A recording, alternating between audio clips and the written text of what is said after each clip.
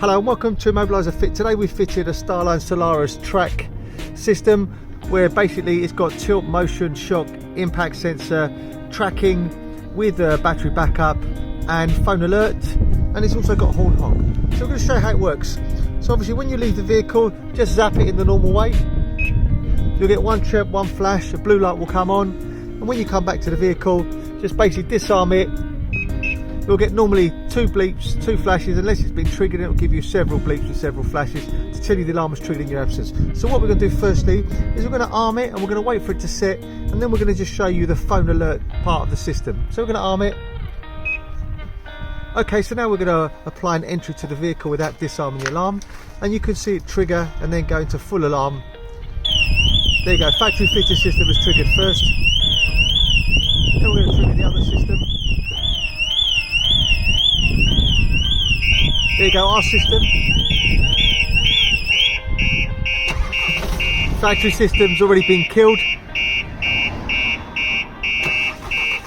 And now we've got the immobilisation circuit that the vehicle won't start. Shortly, we're going to get a phone call to tell you the alarm has been triggered. There you go. There you go, alarm is now triggering. So let's just disarm it. As you can see, it's trying to call us to give us notification.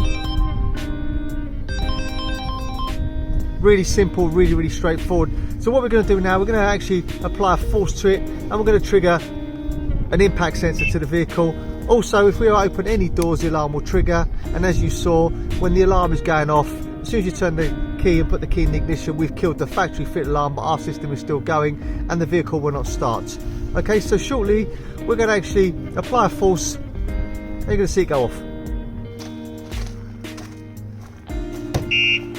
That's a pre-warn, so that means depending on the intensity of the force, you'll either give a pre-warn or a full trigger. So now we're going to apply even more force. There you go, alarm's going to full trigger. So let's just disarm it now. So finally what we're going to do now is we're actually going to enable another feature called a horn honk trigger. The reason why we've had it turned off is we don't upset the neighbours. Here we go again, there you go, system's calling us, so it's giving us notification that the actual alarm is triggering. So as I said, finally now we're going to turn on a feature for the horn, and then you're going to hear it go off really loud. So let's just set the alarm again now finally. There it goes, and wait for it to set.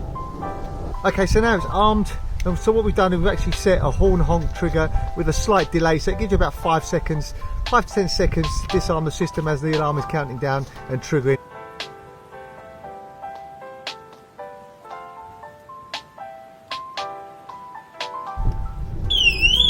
Factory fitted alarm going first, our alarm going second. There you go. So I'm sure that's actually going to scare the thieves and wake up loads of neighbours. As I said, this has got tilt, motion, shock, door protection, phone alert, tracking system with a battery backup, working off the original remote control and immobiliser mode.